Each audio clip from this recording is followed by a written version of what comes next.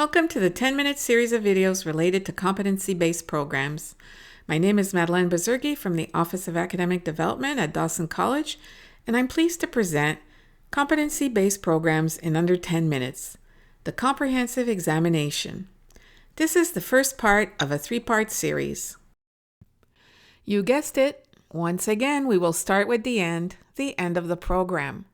In this presentation, we will examine the characteristics of a comprehensive examination and how it is tied to a program's learning outcomes, the exit profile.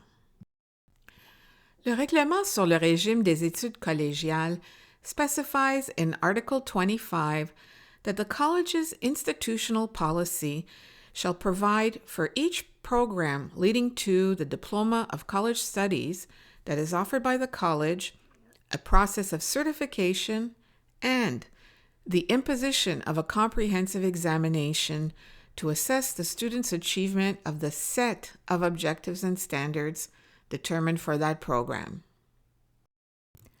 Before starting the presentation, I would like to make a disclaimer.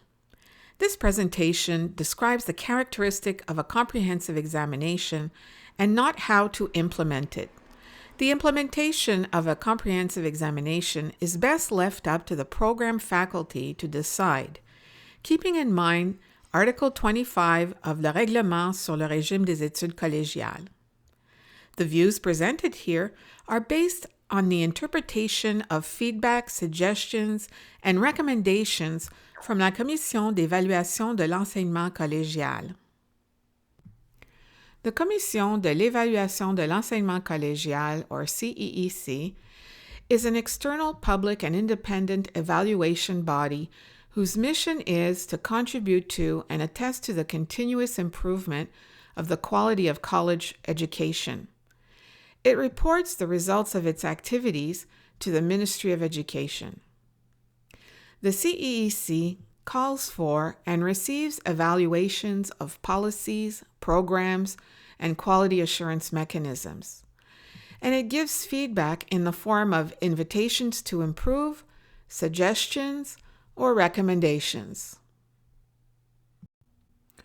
What are the characteristics of a comprehensive examination? First and foremost, by virtue of its name, it is the summative of all summative assessments. The comprehensive examination verifies that program learning outcomes have been achieved. It is as multidisciplinary as the courses that develop the program competencies. It is summative in nature and not a learning activity, so it is administered after program competencies have been achieved. It does not verify a set of skills already evaluated within the courses, and it evaluates the integration of learning. Recall from a previous presentation that competencies are developed over time in one or more courses that make up a program. Every course assesses the student's partial or full achievement of competencies.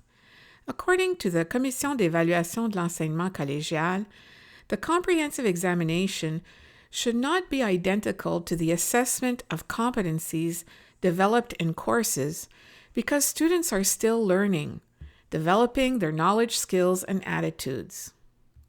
The comprehensive examination is a program-level assessment.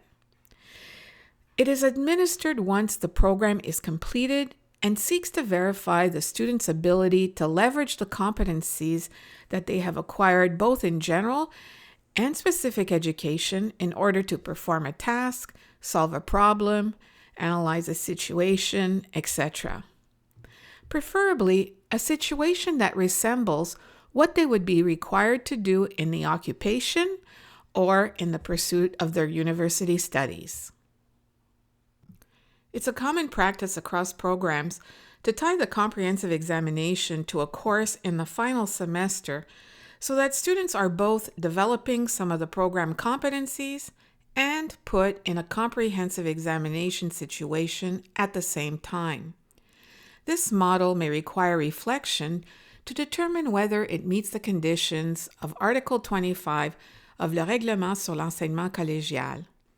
The Office of Academic Development is available to support your program's reflection on the comprehensive examination and its administration in the program. In 2008, the Commission d'évaluation de l'enseignement collégial performed a meta-analysis of comprehensive examinations across the CEGEP network. The criteria by which they judge the effectiveness of the comprehensive examination is reflected in this statement. In examining the various program comprehensive assessments, the Commission paid particular attention to the multidisciplinary nature of the assessment and its capacity to evaluate the degree to which each student had acquired the essential skills tied to program goals or the graduate profile. In this way, the Commission was able to determine if the program comprehensive assessment could measure and attest to the students' level of mastery of an integrated set of skills as a result of their studies in the program as a whole. Please note that the comprehensive examination was called the Comprehensive Assessment in 2008. It was changed to examination to translate the word épreuve to mean a task-based assessment so as to distinguish it from a checklist type of assessment. Here are some examples of comprehensive examinations. The design and production of a plan, for example, a research plan, an intervention plan for a professional field. The analysis and interpretation of results based on a context, a theoretical framework, etc. Production of a summary on a topic using various sources. And within a research framework, elaborating a problem situation, developing the methodology, collecting and processing the data, and interpreting the results. Within the framework of a group or personal intervention, analyzing a situation, determining the problem, determining the plan of intervention and implementing it, using technical resources and evaluating the results of the intervention. Problem resolution.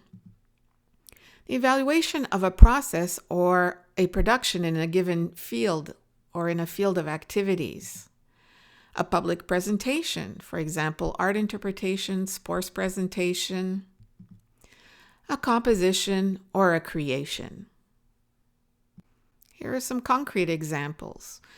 A space, product, or graphic design or art project with vernissage. A series of problems to solve in an exam situation with oral presentation explaining the problem-solving strategy, or a lesson in problem solving taught to peers. A performance followed by a critique. A procedure and analysis to perform, followed by the presentation of results. A situation to respond to.